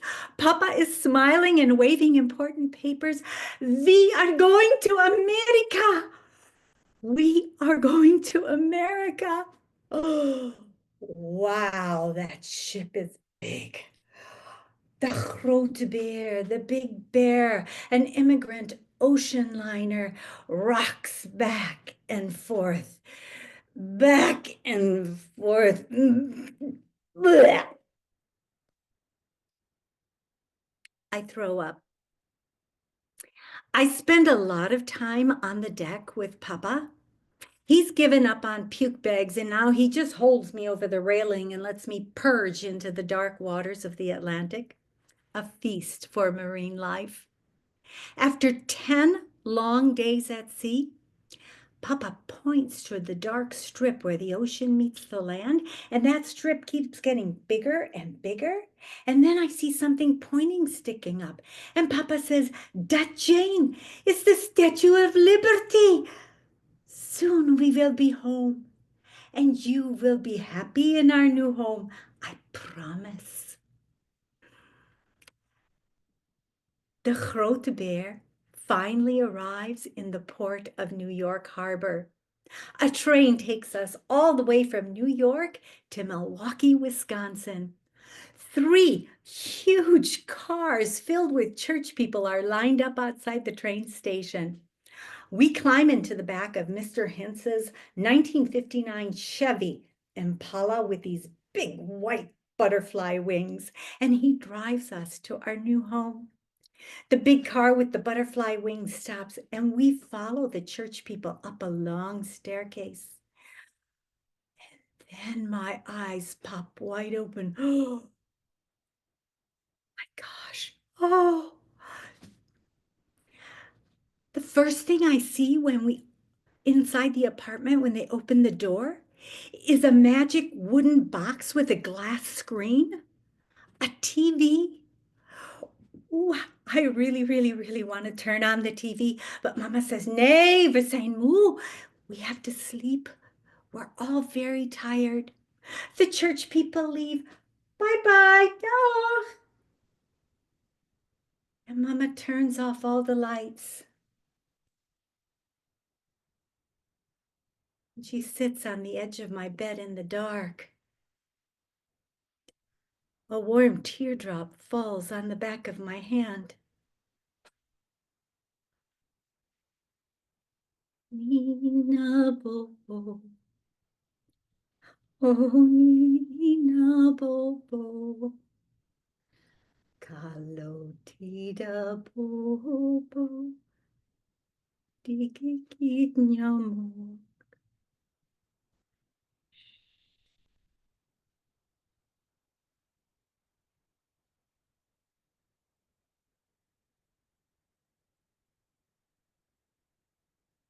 On the first day of school, I open my reading book.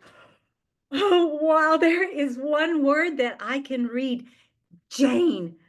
See Jane run. I don't know what that means. I think it means I, Jane, am now in America. The teacher smiles and she puts me in the front row so she can help me turn the pages of my book. And she points to the words and repeats them extra loud. Here you go, dear. See Jane run. I feel dumb. The kids in my class, they stare at me. You stink. Johnny and Jerome, the neighborhood bullies, run up to me after school and they take turns landing punches. Oh, oh.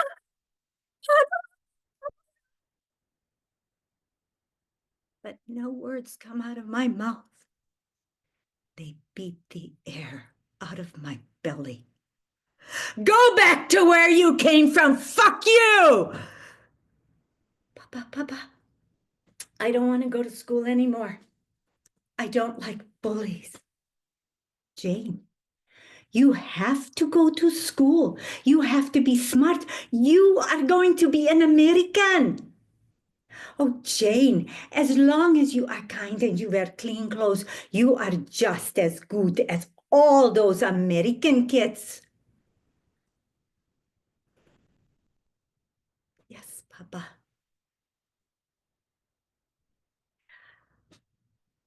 I sit quietly in class and I do all my schoolwork, but it's not enough. My teacher sends me to the dummy room for a whole year. No one likes the kids in the dummy room because they're not smart.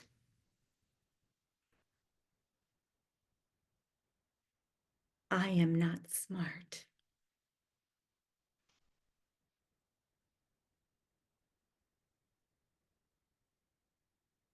Papa's Dream, 1966. We came to America with a few possessions packed in a steamer trunk. Mama's walk, important documents, and a change of clothes. We also brought with us a trove of secrets. Secrets that made Papa scream out in the middle of the night. Oh, beautiful for spacious skies, for amber waves of grain. I pledge allegiance to the flag of the United States of America. I am 13 years old, and today is a very special day. We are at the courthouse in Milwaukee, Wisconsin, and Mama and Papa raise their right hand, and Papa's dream becomes true. We are Americans. As we walk out of the courthouse, Papa turns to me and he says, "Now, Jane, when anyone asks you, 'What are you?' you say, 'I am an American.'" Yes, Papa, I am an American. And you can be anything you want to be when you grow up, as long as you work hard, get a good education. The American dream. My American dream? I am going to be an actress when I grow up. Stage, film, television, all of the above. I watch the Mickey Mouse Club religiously. Someday, I am going to be inside that magic wooden box, just like Annette Funicello. I write stories. I make a stage out of cardboard boxes. I am the playwright. Yes, I am the director. Boom. And I am the lead actress. My first audience is a family of mice that scampered down from the rafters. I give them names and I perform for them. My dream to become an actress is an obsession. There is only one thing that I want more than to become an actress. I want Papa's hurt to go away. I want my Papa to be happy and to not scream out in the middle of the night. Shortly after my 16th birthday, Papa gently takes my hands in his. "Jane, from now on, I must forbid you to ever tell anyone that you are going to be an actress.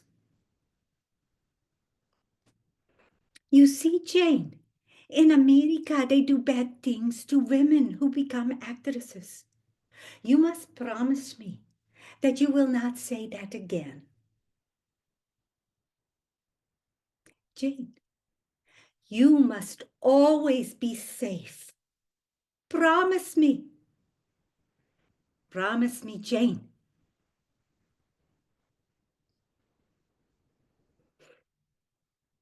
"Yes, Papa." I keep my promise.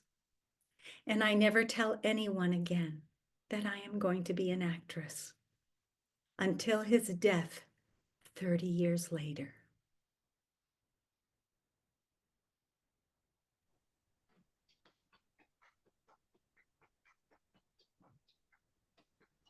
Yay.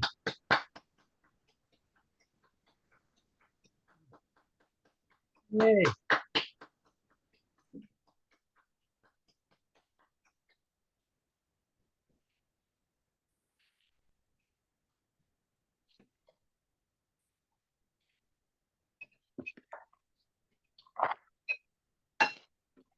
Hey everyone, it's Wednesday morning in Washington, and this is your favorite no cap, no bias, no bullshit, no ads, and definitely no billionaires independent news. It's Chewy with the Chewy Gooey Scoop, and I'm kind of freaking out a little bit. This sickness is getting serious. I'm getting reports from all over Asia and North Africa that people are spontaneously bleeding out of their eyes and dropping dead in the streets. And it's not just young men anymore, like women, children, old people, babies. But the men are really getting the worst of it. My contacts from the epicenter in Kazakhstan are silent, and I can't tell whether that's because they're ghosting me or because, well, they're like ghosting me. And the Pentagon just made like a dominatrix and gagged the CDC from addressing the sickness, which makes me wonder, is this a deliberate act of war gone wrong? A biological weapon to decimate the East and take over. I am telling you, this is like my Bobbi Brown #9 that has the power to disappear the biggest zit on my face. That is a major cover up, people. Speaking of, thank you to my sponsors for this video, Bobbi Brown. The Chewy Gooey Scoop got arrested by plainclothes agents and was never heard from again. Started about 6 weeks ago, when I had just flown in from New York to visit mom for the holidays in Dubai. I'm sitting on the couch, watching TV while mom is zipping around the living room doing some chore or another. She's never been one for sitting still and idle. I've always thought it was a bit of a coping mechanism of some sort. And suddenly, breaking news, reports of an outbreak of an unknown sickness in Kazakhstan that's killing young men within hours. That's random. Pre-2020, this would have been a headline on a slow news day, but now, everyone's a little more skittish. The internet is abuzz with pandemic talk and new sourdough recipes. Mom and I stay put, thinking this will all get under control soon enough, right? But then the next door neighbor dies. We don't see him die, but we hear his wife scream. It's the kind of scream that you immediately recognize, the kind of scream that follows loss. His wife sends one message in the neighborhood group chat before she goes silent. Leave. Mom and I pack our bags that night and decide to go to my grandmother's house. Gidda, as we call her, lives in a community outside the main city at the edge of the desert. Mom calls her before we leave to tell her that we're coming. Thankfully, the phone lines are still up. ماما بس نقول لك إنه إحنا بنجي عندك، okay? حاضر. بالسلامة ماما. Mom does this thing where when she's not saying what she wants to say, she'll whisper and mumble what she's actually saying. Is that the subtext will be too loud and overwhelming if she speaks normally. But there's no mistaking the subtext of, I love you, and I just want you to know that if I don't see you again. Also, you drive me insane, but I love you. We decide to wait the night and leave in the morning. Bad decision, because our car gets stolen that night.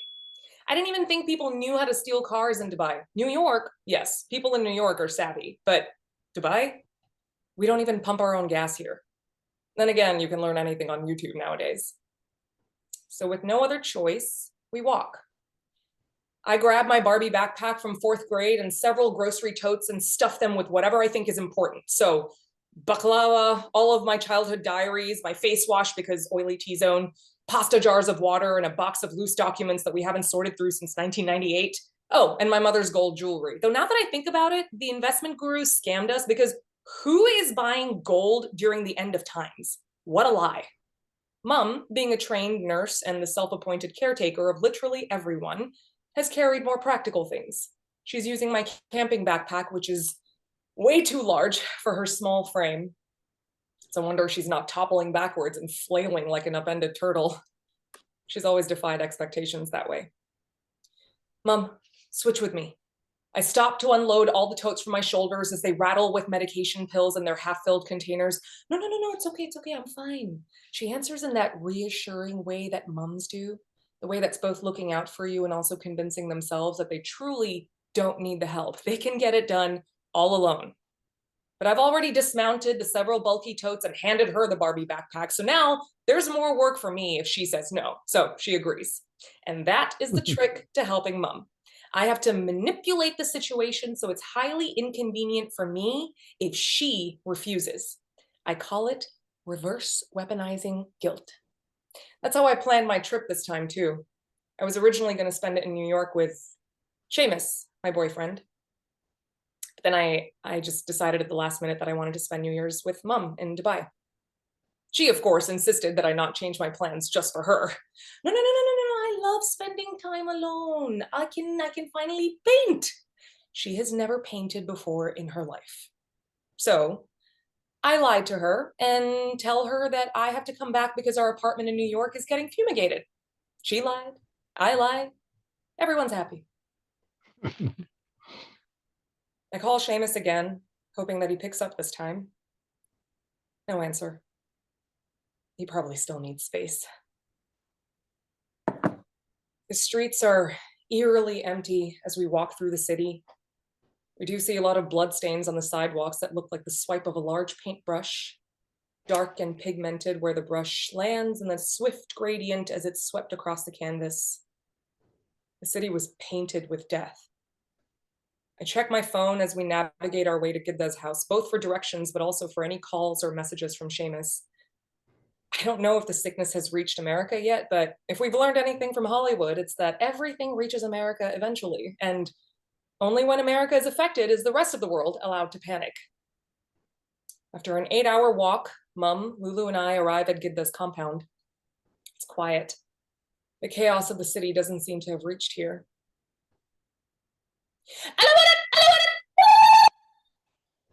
Her voice cracks through the stillness. She hobbles down the steps of her porch wearing a loose chiffon dress that women wear in Yemen, cinched at the waist by a white rope to hoist it off the floor.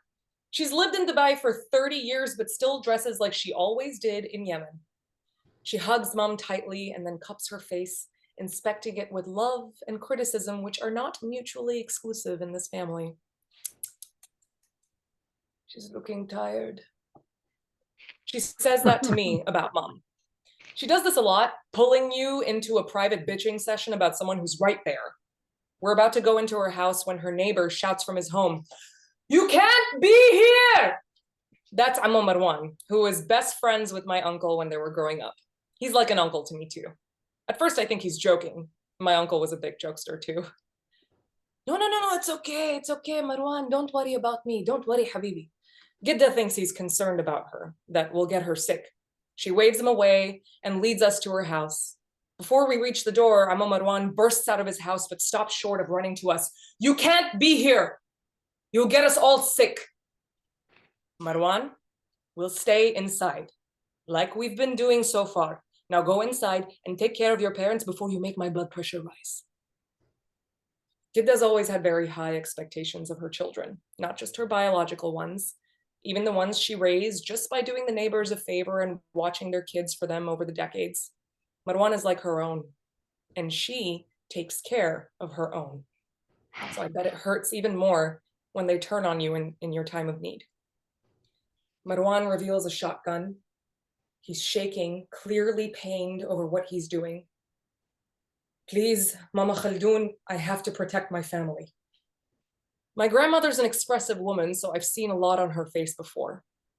Now I see betrayal on it for the first time. The thought that you can spend your entire life caring for someone, sacrificing for them, cleaning their shit, puke, spit, and loving them, and having them turn you away in an instant. Maybe this is why you shouldn't have kids. We leave Gidda's compound the way we arrived. Me, Mum, and Gidda in her nightgown. "Oh my God, we're going to die." Oh, and Lulu, she's my cousin. She's in town from London over the holidays, and "I can't leave without my phone. It's still in there." Just for fuck's sake, whatever. Not important. I'm going to explain her situation later. Can we just move on? That is the first night the four of us sleep on the sand, huddled together in the corner of emptiness to sleep the indignity and fear away. We sleep there for a couple of nights without saying much to each other, unsure of what to do and too in shock to do anything. And that's when the internet ended. And I don't mean stopped working, I mean ended. The last thing I see online before the network drops is an unsettling nothing. Like when you reach the bottom of your newsfeed, except you're not online, you're not offline. Everyone else is offline. I've been checking Seamus's feed. He hasn't posted in days, but he tends to do social media cleanses over the holidays, so that's probably what it is. Over the next few days, I see Gidda staring blankly at her neighborhood in the distance. She just sits and stares. It takes 5 days until she speaks again.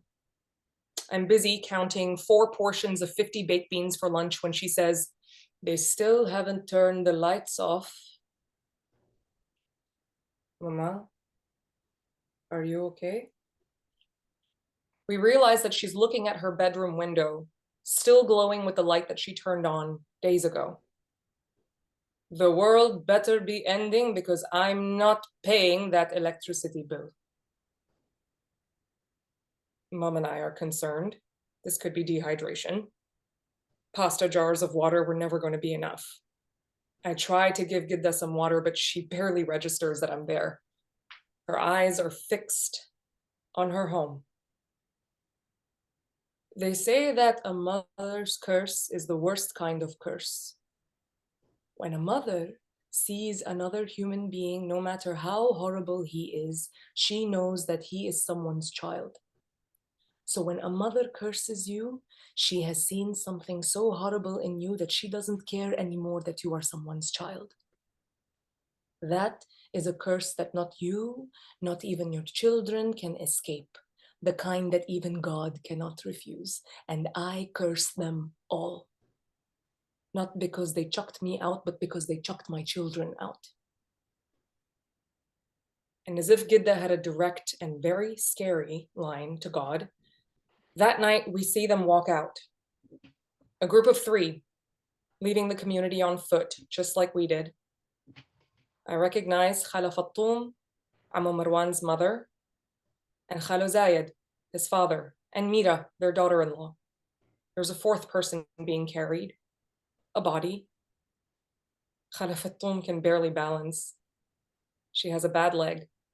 The bright floral scarf, her signature, blows in the wind and gets tangled between her and the body wrapped in the bed sheets. She stumbles and loses her hold. An arm falls from under the white sheet. It's Ammu Marwan, I could tell from anywhere. I noticed that the lights in the bedroom have gone out too. The view into the space she shared with my grandfather for 30 years until his death is replaced by the reflection of the dunes and the sky in the window panes. Gidda hasn't looked at her house since. It's weird when you're camping to survive. Practically, it's no different to camping for fun. You're building shelter, staying warm by the fire, digging a hole to poop in, all the fun stuff that makes you feel primal. It's like our primate origins are trying to prove that they still exist in this coddled world of convenience. It's like the adult version of building a blanket fort. As a kid, I used to wait for the couple of hours of quiet after lunchtime when the adults in the house would siesta, and I'd use those warm afternoon sunlit hours to build tents in my room out of Mom's prayer scarves.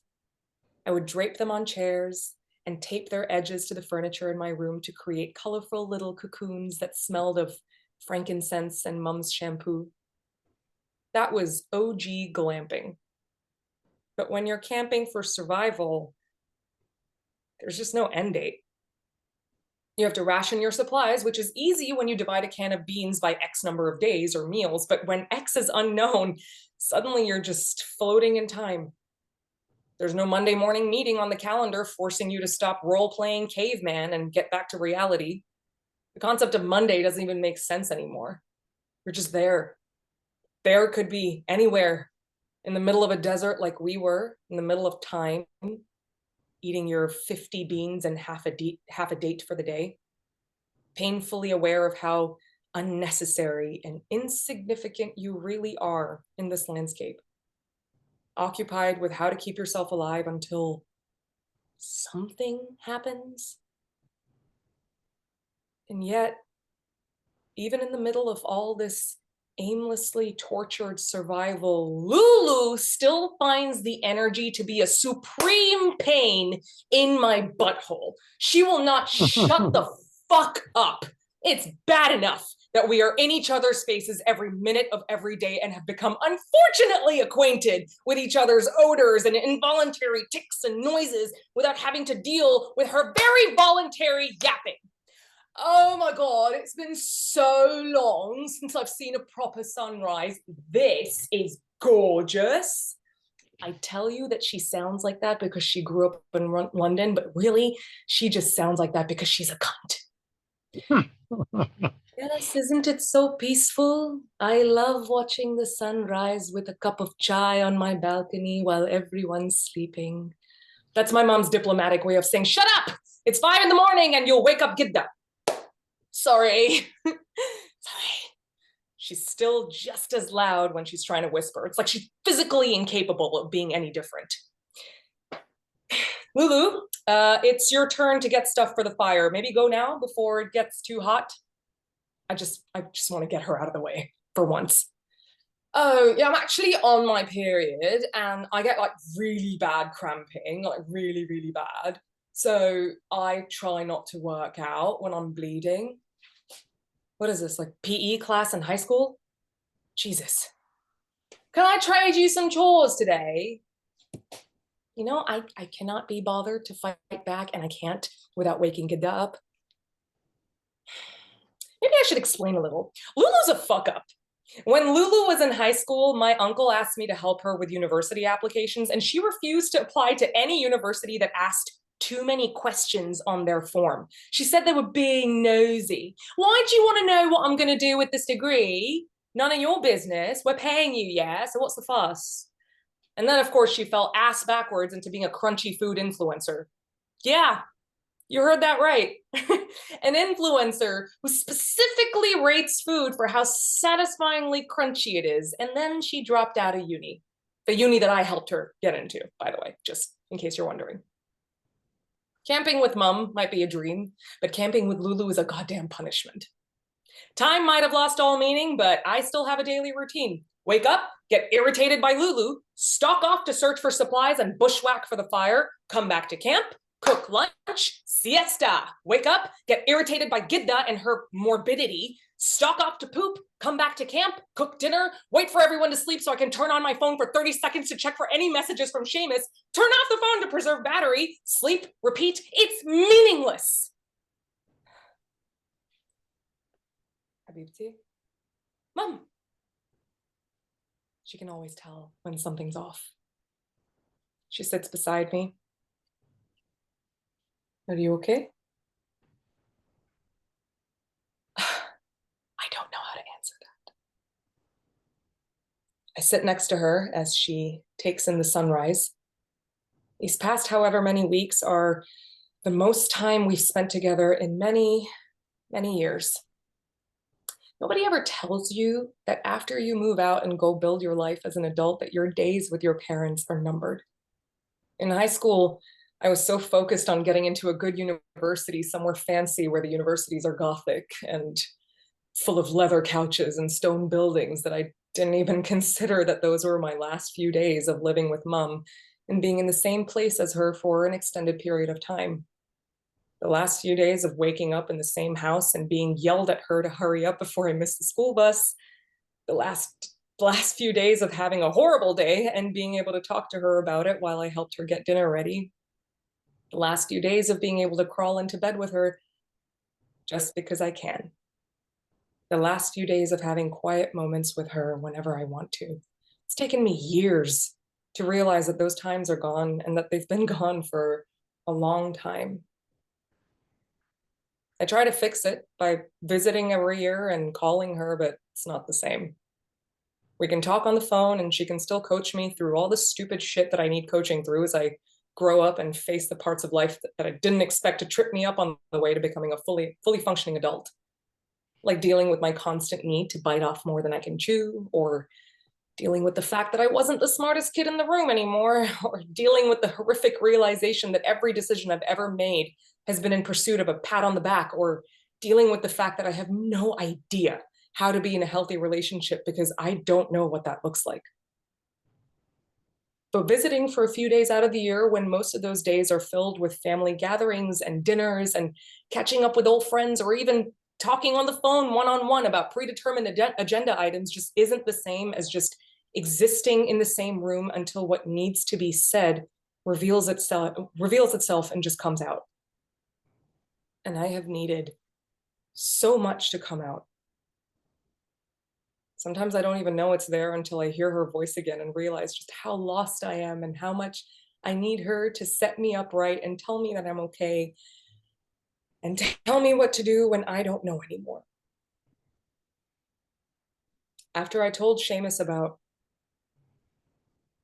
when I told him that I didn't know if we could be together anymore because I didn't know if I was happy or whether I was pretending to be happy, I called Mum. It was nighttime in New York. Seamus had left to spend the night at his friend's, a few blocks away. I was on our couch, destroyed by what I had just done. It was a sunny morning in Dubai, and the parrots in the backyard were squawking. I could hear it on the phone. Mum was there, enjoying her cup of tea. She sounded so chipper. I just couldn't tell her. So many times, I had interrupted a perfectly lovely day with a personal crisis that I just needed my mum for, and I just couldn't do it again. So I swallowed it down, told her that I had a cold and that I want to come home for Christmas this year. And in the end, I lied well enough to convince her that I needed to visit for purely logistical reasons. But when I came home, expecting to cuddle with her and let it all out, Lulu was also there, visiting from London, constantly wanting to go and explore the city and try all the food and fill every minute of every day with something to do and see and eat and taste and watch and consume and take and squeeze. I wanted to scream. So honestly, when people started dropping dead and rioting and looting and just royally fucking shit up like you can trust humans to do when everything's already going to shit anyways, I was so happy. I felt this diabolical giddiness at how preoccupied everyone was with dying or being feral, because it means that we had every excuse to just leave it all behind. It took the world ending for me to find my way back to the stillness of just being in the same space as my mom, with no deadline or dinner invitation or meeting or departing flight on the horizon to cut through it.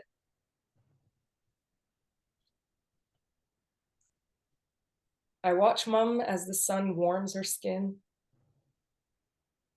I try not to look at her this closely too often because I become hyper aware of the fact that I'm taking mental pictures, which means that I expect to need to remember what she looks like one day. And that expectation means that she won't always be around. And that is something I don't know how to deal with. So I look away. And I just lean my head on her shoulder, which is difficult because she is so much smaller than me. The air is cold and crisp. You can hear the wind shuffling the sand. The embers from the fire pit barely purr as they dampen under the morning dew. Find the words I need. They're there, reluctant, but I know that I need to tell her it's time. Mom, honestly, I was really hoping I'd get to see the Dubai desert on my trip. So really, this is like working out if you think about it. Minus all the death and stuff, obvio. I am going to rip her fucking face off. What is wrong with you? I yell. Lulu yelps. Mum jumps. Gidda jolts awake, and they all look at me like I've just lost my mind. Babes, are you good? No! I'm not good. I'm in the middle of the desert, living on pasta water and beans, stuck with you in my face every goddamn day, and no idea whether the man I love is alive or not after I aborted his child and dumped him for no reason other than me being a coward. And all I can think of now is that I could have been with him and had a piece of him with me at the end of the goddamn world.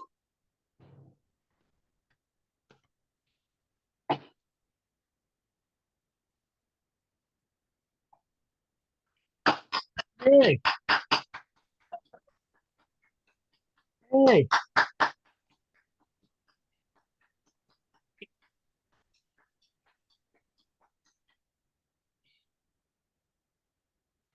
Thank you all very much for attending our performance tonight, and thanks to all the performers, and have a good night.